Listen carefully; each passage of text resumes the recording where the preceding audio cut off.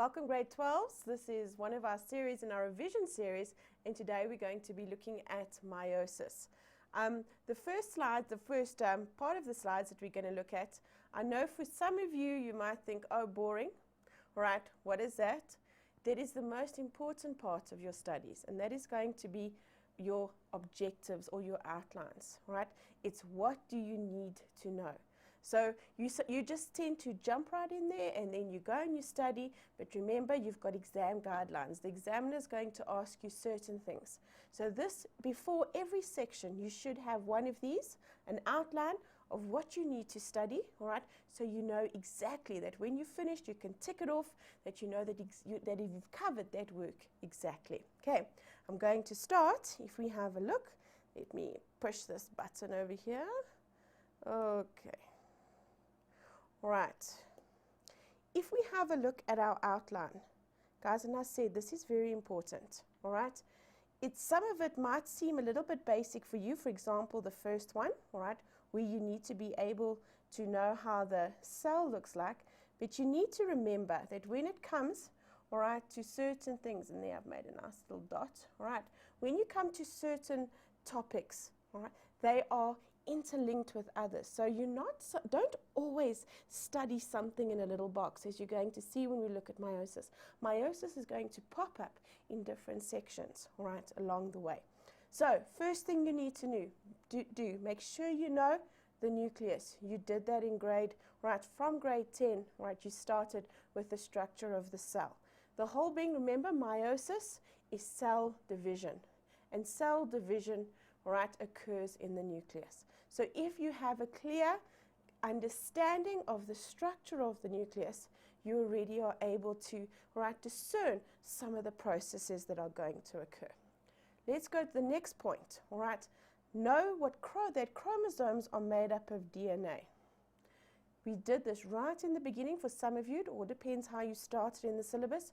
You started off with nucleic acids. Right? You started off with the replication of DNA. You started off with looking at the structure of DNA. And remember, again, let's go back. What is meiosis? Right? Meiosis takes place in the nucleus. Let me change the line. Okay? The nucleus, there we go, of a cell. Specifically a sex cell, a gamete, all right? And the nucleus, what is it? What are we going to do? We're talking about chromosome number, all right? And remember, the DNA is all coiled up as the chromatin network when the cell is at rest, and you need to start with these structures in mind, all right? What happens? The DNA unwinds, and you need to become very familiar, all right, with the homologous chromosome, or with the chromosome. We're going to get to that later. Terminology is also very important. For lots of you, all right, English is not necessarily your first language, and that makes it sometimes a bit difficult to speak in biological terms, right? Sometimes you tend to go for a word that's sounds much easier or simpler, but it's not necessarily the right terms. Certain words that are very important that you need to know. Please differentiate between haploid, right, versus diploid. Okay? Haploid, those are my sex cells, and diploid, all right, those are, I won't say going to say my body, but that is the cell, all right, that it's going to originate from. Then words such as sex cells or gametes, they are the same thing. A sex cell is the same as a gamete. Okay? A somatic cell is the same as a body cell. Right? So they mean exactly the same thing. So if I say a gamete, a sex cell means the same thing. Right? Over here, if you do reproduction, we would be talking about sperm, all right, and the ovum. The somatic cells are your body cells. All right? Then another two terms, all right? Your sex chromosomes are called your gonosomes and your autosomes. One of the questions you're going to see, all right, we look at is a karyotype. In other words, I look at a person and I see all the different chromosomes that are visible there. And remember, when we look at humans, that 23rd pair, that's our sex chromosome. All right, so that's either going to be an XX or an XY. The rest of these, the ones I'm going to do in green now, okay, those are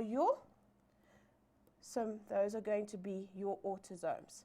Okay, your two pairs there, whether you're male or female, those are going to be, all right, your sex chromosomes. Now, meiosis, right, its partner is mitosis. Now, you don't necessarily have to be able to know the whole process of mitosis, but you need to go back to grade 10 to have an understanding of the process of mitosis, because meiosis has got similarities. And also a few questions that they're going to ask often ask you to compare mitosis versus meiosis. If we look at meiosis, meiosis 2 is technically mitosis, all right? It's the same process. Okay, now, again, all right, need to link. Look here, we're talking about DNA again. All right, when we get to meiosis, the very first, we don't really call it a phase, all right, the interphase. It's not really a part of mitosis. We generally look at, I always ask my kids to remember, let me just take that out, all right. I generally ask my kids to remember IPMAT, all right, makes it much easier, IPMAT, all right, to remember the order. Now, interphase is not necessarily a phase that the chromosomes are visible. But if you can remember, right in the beginning of the year, you did this process of DNA replication. Okay, so DNA replication, if I have got, I'm going to use the body number, if I have got 46 chromosomes, those are my DNA, and I replicate it, technically, I'm then going to make 92. Right? I'm going to make 92. Now that each single stranded chromosome becomes double-stranded. Each chromosome will now consist of a chromatid joined by a centromere. Okay, now I want to explain something to you. What happens here? Now you need to think. Maybe I think like a female. I want to make things all neat and tidy. Okay? But one of the things you need to understand, I think that is the most complicated part, all right, is this, what I mean, I'm talking about 92. Let's look, just remember the process of meiosis. You've got a cell that's 46, all right? Then you have the first division, where you make two cells at you halve the number, all right? Which that would make it 23 and 23. Okay, remember one of the functions of meiosis, to reduce the number of chromosomes from a diploid to a haploid. Okay, now if we work out the maths, I know it's all technical, now we have a problem, okay? Because now I've got 23, but the end of my meiosis, skip back to the end, right, skip forward should I say. I actually want 4 cells. Now I want to ask you, how is it possible that I can fit 23, all right, into both those cells? I cannot divide them in half again, all right? I cannot divide them in half again. But what has actually happened, I say it's almost like a secret, okay? Have a look at this diagram over here. I'm going to go back to this diagram. If we have a look at my chromosome, isn't it actually 2? 1, 2, okay? But what have I done? I've got 2 pieces. I always say I've got 2 pieces of paper, but I don't want it all lying around. So what do? I've got 2. I take a paper clip. All right? There we go. I take a paper clip and I clip them together. So I keep them together. So actually, it looks like 1, all right? If I have to take my paper clip away, then what do I have? Is 2. So, in actual fact, if I go back to my here, my 46 is in fact 92. It looks like 46 because what have I done? All right, I've kept them together neatly. I've joined them with I call it my paper clip, obviously technically your centromere. Your centromere keeps them together. So when I divide, I've got 23 here. I've got 23, all right, but they're actually singles. So what actually have I got? Secretly, I've got 46. Because remember, what do they look like? 1, 2. I've kept them neat together. All right, I've kept them neat together. So now, all right, I don't half my number again. I don't half the number again. All right, what I do is I'm now finished tidying up. I take my paper clip away. And when I take my paper clip away, what do? I put 23 in there, 23 in there, because I technically had 46. You can't say 46 because they joined. They won. All right? But if I remove my paper clip, then they become 2. 23 and 23. Okay, so keep that in mind, all right, when you are looking at meiosis. When you look at the whole process, I started off with 2n.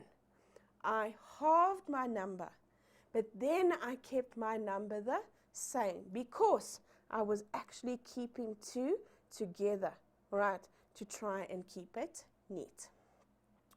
When you do, one of the most important things you're going to see with the questions that we've covered today, right, you must be able to identify each of the phases. And as I said to you, remember, interphase, prophase, metaphase, sorry, anaphase, and telophase, IPMAT. Nice little an acronym to remember, all right, IPMAT, and gives you the orders in which it occurs. Okay, so very important. Now, what makes meiosis more difficult than mitosis?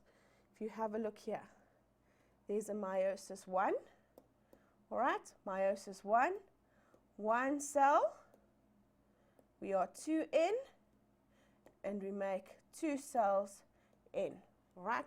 So meiosis 1 is, I won't say the most important part, but it is the most action-filled part because, all right, what are we going to have? You need to be able to identify the phases. What happens in prophase? Very important, all right? Crossing over. This whole concept of genetic variation, right? Because you're going to need it in the evolutionary series as well, right?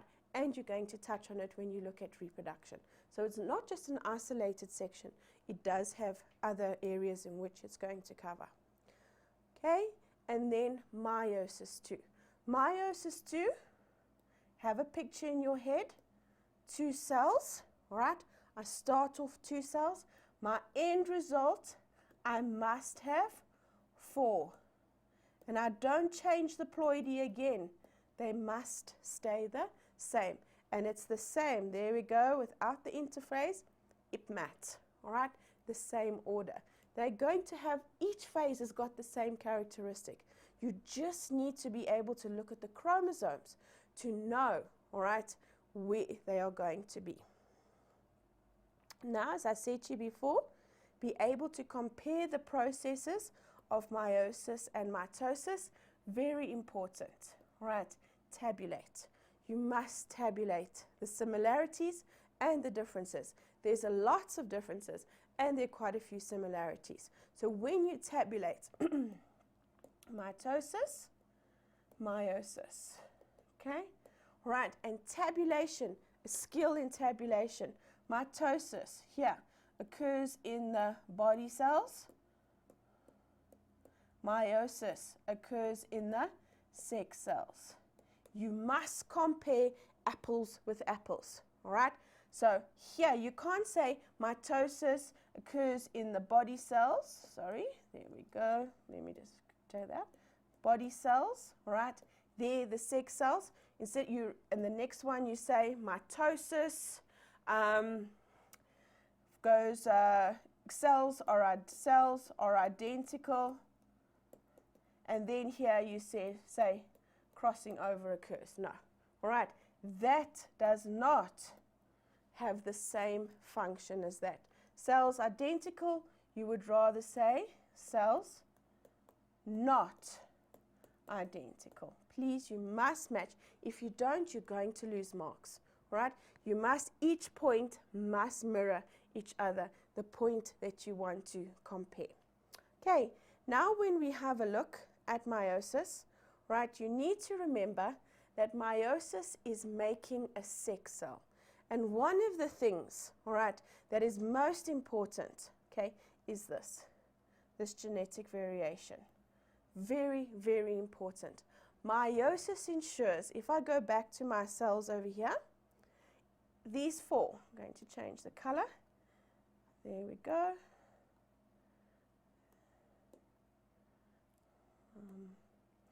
Let me use yellow. I've put those all in a different color because they all have different genetic material. Genetic variation is important for the species to be able to continue, and that is what you're going to look at later when you look at evolution. Genetic variation is essential and it is important, all right, for a species to be able to continue. So when we look, all right, very important, crossing over and random assortment, those two things, very important when you're looking at genetic variation. And you need to keep, that is a very important part, all right, variation, when you are looking at meiosis. Also what you need to do, all right, is that sometimes meiosis doesn't occur as it should, all right. Abnormal meiosis is going to occur. We don't necessarily call it, we're not saying it's a mutation, we're just saying that during meiosis something goes wrong, okay.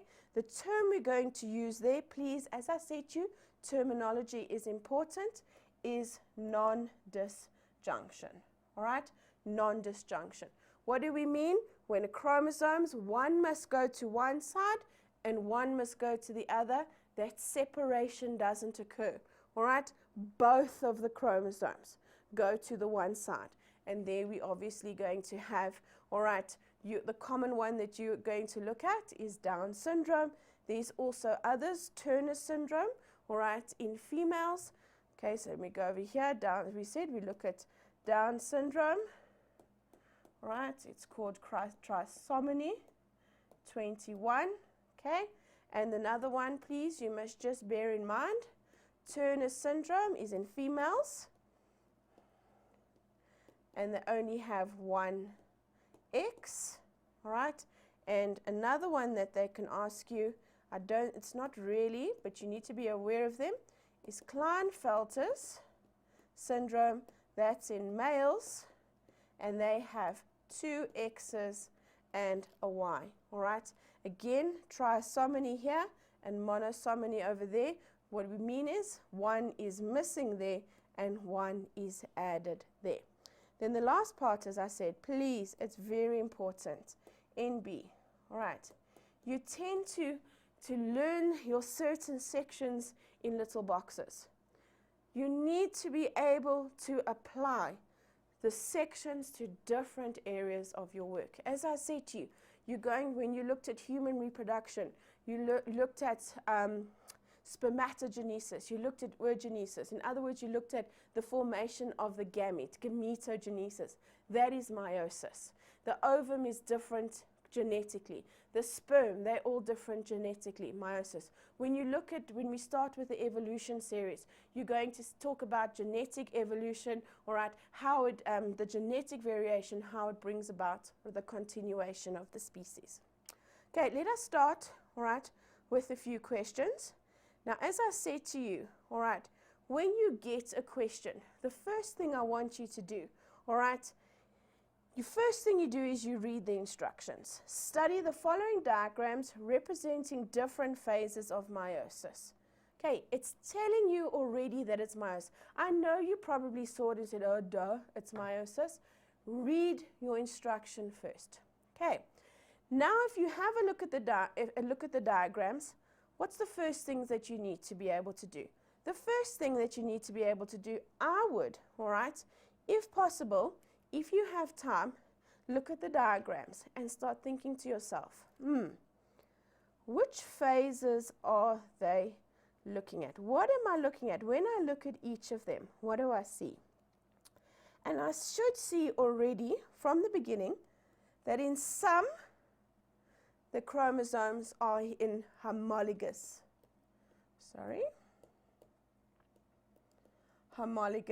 pairs. And in some, and here, they're not in homologous pairs. So I need to start thinking to myself, homologous pairs, meiosis, 1. Not in homologous pairs, what do I need to start thinking? Meiosis, 2. Sometimes people write 1 or 2. That doesn't matter. It's the same thing. Now, as I said to you, let's look at the structure inside here. When I have a diagram of meiosis, what do I usually have? I need to have spindle fiber. The reason being, spindle fiber pulls my chromosomes to the pole. Okay? From that spindle fiber is made by my centrioles. Okay? So I need to identify spindle fiber, I need to identify my centrioles. Also, I need to have an understanding of my chromosome. Go back to the checkbox we had beforehand. What is a chromosome made up of? 1, a chromatid. All right, there, that's also a chromatid. So in mass, 2 chromatids equals a chromosome. And what joins my 2 together? Remember my paper clip that keeps everything nice and tidy? My centromere. Okay, let's have a look over here. I'm looking at, what do I see? Crossing over. All right, where do they cross over? What's that point called? It's called a chiasma. Okay, I haven't started answering the questions yet. All right, but these are things that you can write on your answer, your question paper. Write things down. See, you've got reading time where you can go through these things. Okay, so now let's answer the question. You'll probably find, now that I've looked at done everything on here, you can do it on your paper, you can start almost like your mind starting to process things. Now we can answer the questions. Whoopsie. Okay, number 1, label structures A, B, and C. I think we've just done that, all right? Number A, now for number A, I would accept 2 answers here. If you look at it, it's pointing to the chromatid, all right? But I would also accept chromosome here because it's not, doesn't necessarily have to be specific. Number B, all right? Number B, as we said, look there, it's that little joining piece. That's my centromere. And number C, there we go. There's number C. We labeled already in the beginning. Spindle fiber. And sometimes it's called spindle thread. All right. There we go. Nice, easy. My 3 marks. Let's go on to our next question. Which phase is represented by diagram 1 and diagram 2? Okay. Diagram 1 is this one. Now, always remember, when it comes to my IPMAT, M, I always tell my kids to remember, M stands for middle. Right, M stands for middle. Have a look at my chromosomes. Where are they? They are in the middle. All right, so I know it's metaphase. Now comes the tricky part. Is it 1 or is it 2? Okay. The reason why it is 1 is the following. The chromosomes are lined up on the equator. They're not in their homologous pairs. They are lined up, all right, on the equator. Second of all, they are not in their homologous chromosomes. So if they're lined up on the equator and they're not in their homologous chromosomes, look what I said initially. Which phase must it be? Metaphase 2. Right, diagram number 2. Let's look at. Diagram number 2 is the one diagram that I won't say is the most important, but it is the most obvious. Diagram number 2, the most important thing happened there, all right, is crossing over. And because crossing over occurs in meiosis 1, all right, where does it happen? Prophase. Prophase 1. Okay, so nice 2 marks over there.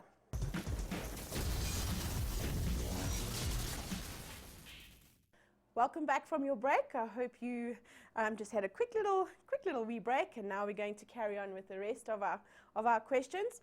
Question number 1.3, I said to you before you left, right, to quickly have a look at the phases and be able to put them into the order that they were in. Remember, oh, let me go back to my pens here. Okay, oh, pink favorite. Okay, IPMAT. There we go. So think about it. All right. And you also have to remember which come first, 1 or phase 2. So prophase is first. So it's diagram 2. Then metaphase is second. So it's 2, 3. So 2, 3. Then where we go, that's in phase 1. Let's go back to deciding these 2 drawings. Middle, metaphase. So diagram 1 is next, which leads me, all right, that is anaphase, to diagram 4. 4 nice and easy marks. Okay, carrying on with that question, all right, and this is very, very important, is to be able to tabulate the difference, all right, between, and you'll see over here, we haven't asked you between meiosis and mitosis. We've asked you to tabulate the difference between meiosis 1, all right, and meiosis 2. If you were op en wakker, if you were awake, you would have, all right, you can use the diagrams as aid to do that. Now, first thing, if they say tabulate, you have to put a table. If you don't put a table, the rules of marking says they don't even, all right, look at it. So for doing a table, as you can see, it's an odd number, you get 1 mark. Okay, so already without even written anything, you've got a mark. So what do they want you to? Meiosis 1 and meiosis 2. Now if you have a look at the mark allocation, all right, but they tell you 3. And the rules for marking are very specific. They're going to mark your first 3 answers only. If your first answer is incorrect, but your 5th one is right, it doesn't matter. After the 3 points, that's it. They don't even look at it. So you must make sure that you get things right straight from the beginning. Okay, so let's start here. Meiosis 1, meiosis 2. Let's look at what's already given. Meiosis 1. All right, oh, sorry. Crossing over. Go for the most obvious. Crossing over occurs. Meiosis 2. No crossing over. Okay, there we go. You've just earned yourself 2 marks. Have a look at the next one. All right, that is a cue. What happens during metaphase? During metaphase 1, all right, during metaphase 1, right, they're homologous chromosomes line up randomly on the equator. Okay, here, chromosomes line up on the equator. There's a difference. If this is your equator, these line up there. If that's your equator, they line up just off center of it. Okay, 2 marks. All right, what happens after that? If you have a look after metaphase, what is going to happen? Is going to happen is anaphase. Now, if you have a look at here, what do you notice there? What do you notice, especially number 2? All right, during anaphase, what happens? The centromeres, and I'm doing it this way because this is the process that happens. The centromeres divide. So the opposite during anaphase, all right, centromeres do not divide. Okay, meiosis 1, what happens? Here we have a reduction division. In other words, we halved the number. Here we didn't. The chromosome number, oopsie, writing too fast. Okay, stayed the same. All right, 7 marks. Nice, important. Remember what I said? Fact, fact. Fact matches fact. All right, not talking about apples and bananas. Reduction, division, there. Staying the same. Okay, the next question, all right. Name and explain 2 process mechanisms, all right. 2, again, whenever you see that first answer, all right. When they say 2, they mean 2. Doesn't matter if you just spout 15 different ones. You are wasting your time. You need to make sure in your answer that your very first 2 answers, right, whatever they've asked you, you need to be able to think clearly and your answers are going to be correct. It says name, now, name and explain 2 processes or mechanisms that ensure that gametes that produce at the end are genetically different. Remember I said to you, very important, right? Genetic variation. Now, they've asked you 1 to name, 2 to explain. Okay, so let's start. Name. What comes to mind first? I always think of crossing over. All right, and what happens? The chromatids exchange genetic material. There we go. 1 for the naming, 1 for the explaining. The other 2, next one, random assortment. All right, what happens in random assortment? Remember, there's my cell. All right, there's the equator. There's my chromosomes. And it's 1 for you, 1 for me, 1 for you, 1 for me. And it doesn't matter which one goes where, as long as 1 goes there, 1 goes there, 1 goes there, 1 goes there. So random assortment, what happens during random assortment? All right, homologous chromosomes separate to the different poles. All right, and they will look different. All right, why will they be different? Because crossing over has occurred. All right, okay. Our next question. We're just going to do a short one on question number 2. I'm just going to do quick 3 questions here. Again, be able to identify the phase. Remember what we did just now. What's the first thing you need to do? Identify which phase it is. As I said, it's already told you, it's in an animal cell and it's a phase of meiosis. So, first thing, all right, we need to know, state which phase of meiosis is represented in the diagram above. Now remember, here we go, my mat. Okay, which one is it? Here, what's happening? They are moving towards the poles. Okay, so it's going to be anaphase. Okay, now, as I said with meiosis, we need to decide, is it 1 or is it 2? Are they homologous chromosomes? No, they are not. All right, if they're not homologous chromosomes, then they are going to be in the second division. And here I've just given the answer for 2.2. Give a reason for your answer. All right, the chromosomes have separated at the centromere and not in homologous pairs. All right, so they separated 2 things. And again, what are they asking you? Know your parts of the cell. What is A? A is spindle fiber. Now B. Guys, remember this. Lots of you get confused. You say it's the nuclear membrane. It's not. Remember what happens? The cell, when meiosis occurs, everything, the nucleus, everything disappears. So everything is happening with inside a cell.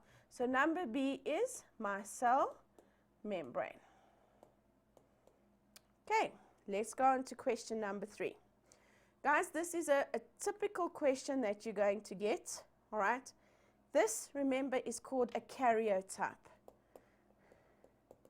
In other words, what it is, if we have a look at the instructions, all right, the inclusion of extra chromosomes in gametes occurs far more often in the formation of egg cells than in sperm cells. The karyotype below shows the chromosomes of an individual from an egg cell with an extra chromosome number 21. Now, if we have a look here, this is what is called a karyotype. For starters, look, what are these? Those are homologous chromosomes, all right? And all of these, from number 1 to number 22, are my autosomes, all right? They are my body cells. Here, that is going to be my gonosomes, my sex chromosome, and this tells me, what have I got? 2 X's, so it is a female.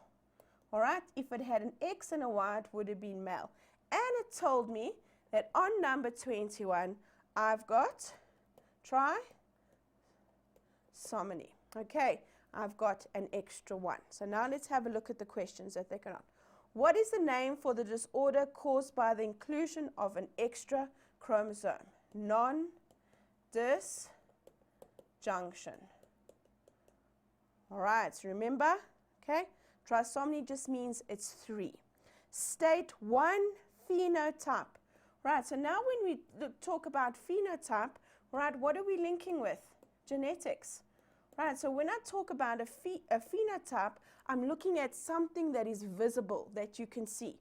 So we're talking about, give me a characteristic that people with Down syndrome, all right, might have. And you go for the slanted eyes. All right, they've got thicker than normal tongues. They've got a crease in the corner of their eye. Okay. So they're just asking for one. So anything. One characteristic, one phenotype. Phenotype, remember, is what you can see. It's not the gene. It's the gene that is expressed, the allele that is expressed. Okay. Then next one for question number 3. This karyotype is useful for studying the chromosomes of an individual. Choose the correct statements from the list below that refer to information one can obtain from this karyotype.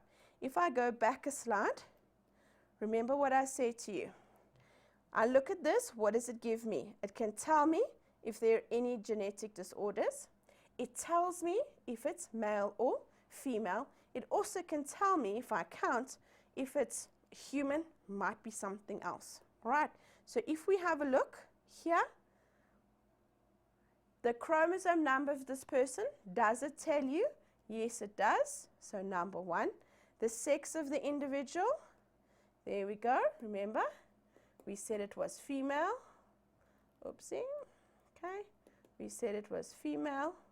There we go. Looks like my pen is changing color all of its own. Right, so yes, we can. All genetic disorders on the chromosome? No. We cannot see genetic disorders on the chromosome. All right, that is too microscopic, so definitely not. And then number 4, the size of the chromosomes. Yes, if I have a look, I notice that the certain chromosomes are larger than others. So the information that it gives me, all right, would be number 1, number 2, and number 4 are all statements, all right, that are correct, that it can show me.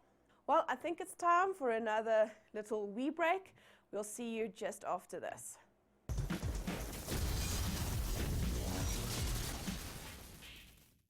Welcome back from your wee break, grade 12. We're now going to carry on with question number 4.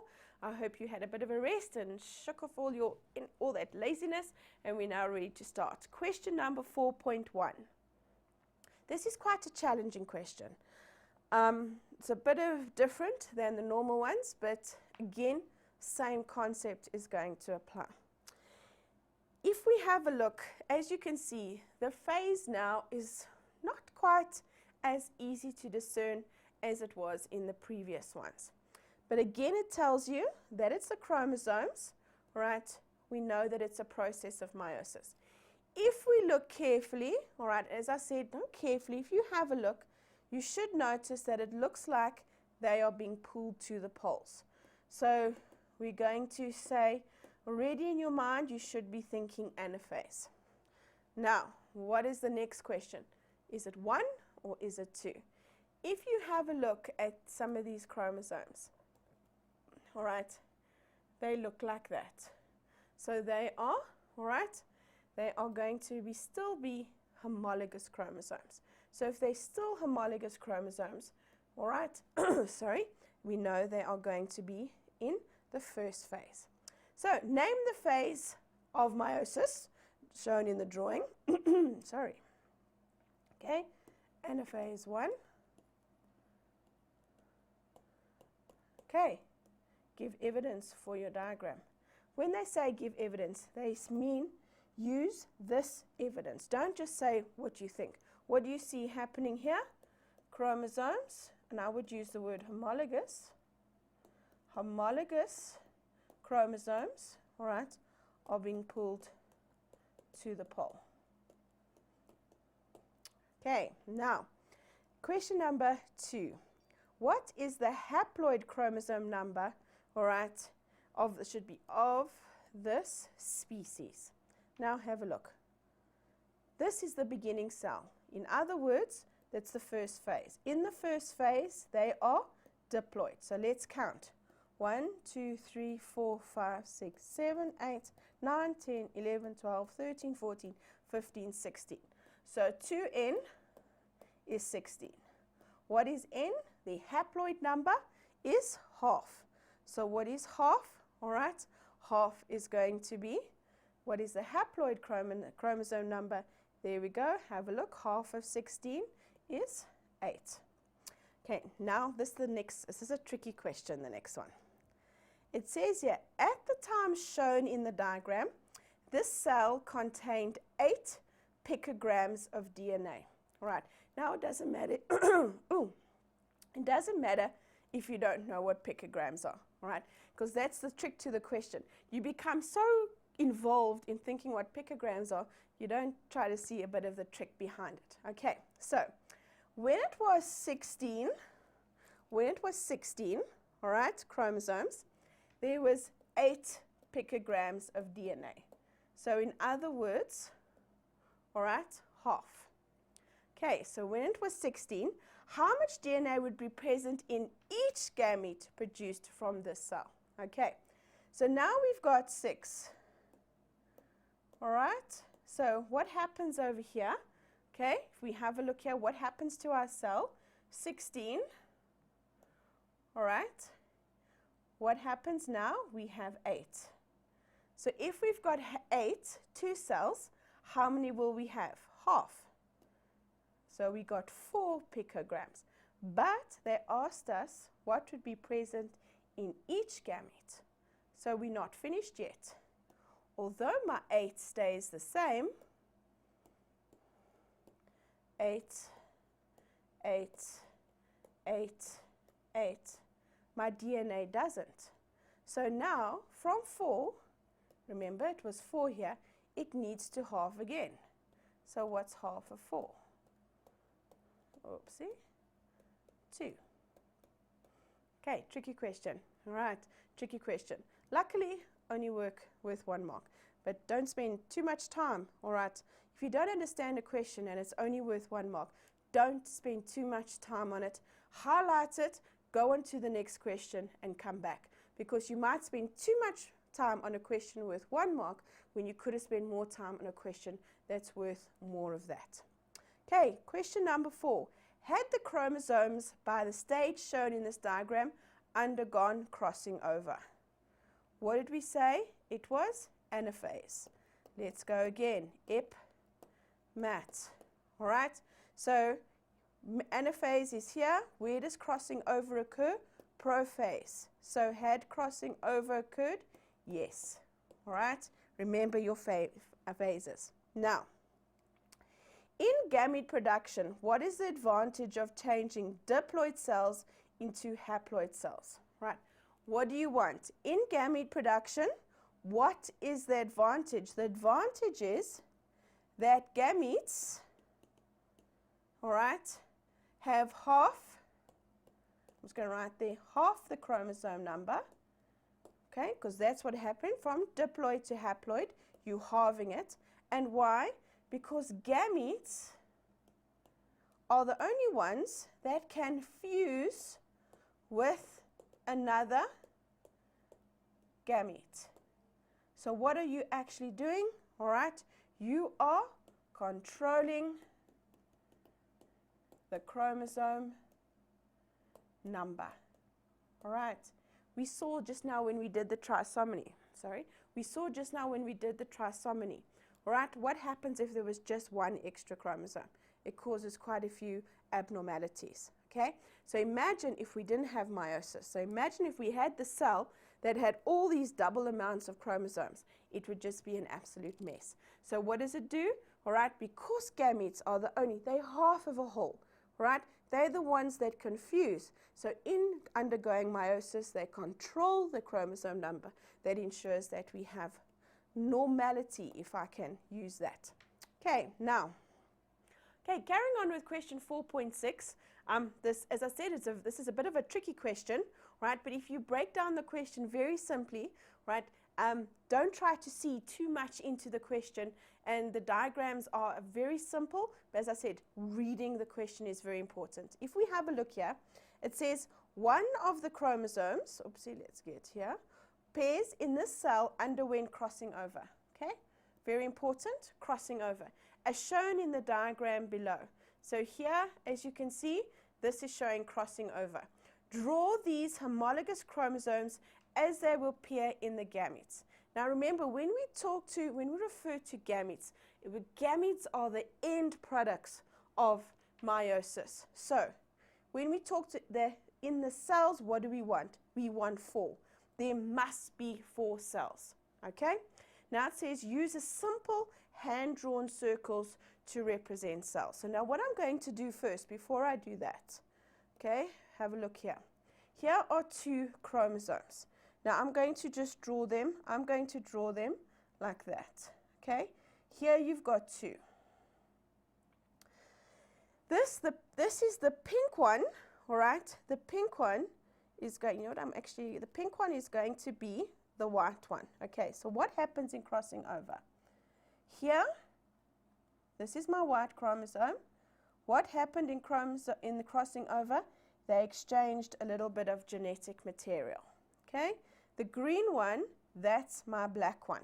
Okay, so what happened over here? All right, the green one is now this one.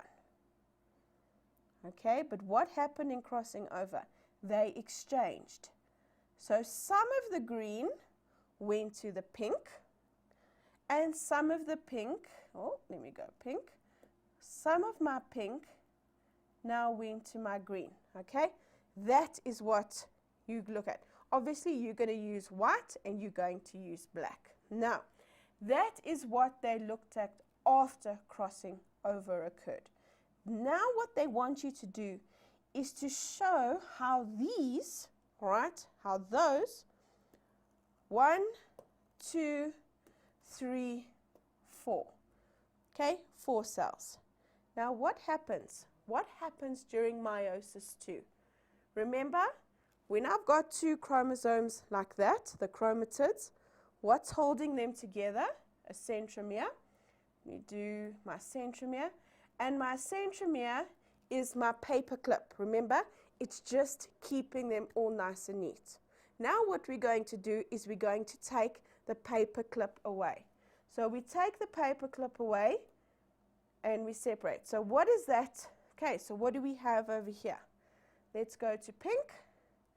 We have all pink.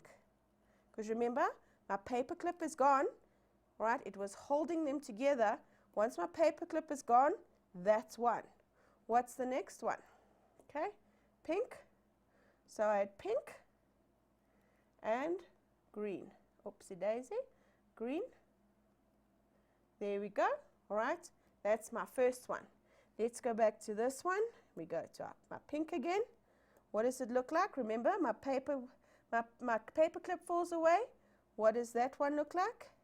Green at the bottom and Whoopsie, so pink at the bottom, green at the top, and then what does that last one look like? It's totally green. That is what you had to draw. If you have a look at them, each of them are genetically non-identical. Okay, nice and easy. 4 marks. Not so easy, you had to think, all right? Because it said here, use a simple hand-drawn circle to represent the cells. Right, our last question for this revision series says the diagram below shows the process that leads to the formation of pollen grains. Pollen grain, all right, is plant sperm. So it's a gamete, okay? It's a gamete in a flowering plant, and obviously sperm cells in a mammal. Again, a gamete. Right, so if we have a look here, it's showing you how pollen is formed and how sperm cells are formed. Both of them are showing you the process of meiosis. Now, the question is, explain how the process of cell division that results in nuclei labeled A and B, look here, why are they identical? Why are they identical? Yet, further down the process, why are C and D non-identical? Okay, they asked you, explain how the process of cell division will result in a nuclei labeled A and C being genetically identical, while those labeled C and D are different. Okay, they asked you for the cell processes. There are 2 cell divisions, mitosis, and what's the result of mitosis? 2 identical cells. So there's your answer. Why are they identical? The process is mitosis, and what happens? The end result of mitosis is my 2 identical cells. C and D, right, are non-identical because they are the result, all right, let me go down. They are a result of meiosis, all right, and what happens during meiosis? Crossing over and random assortment, and because of that, they are non-identical. I hope you learned a lot today. Thank you for tuning in, and I hope that your exams go awesomely.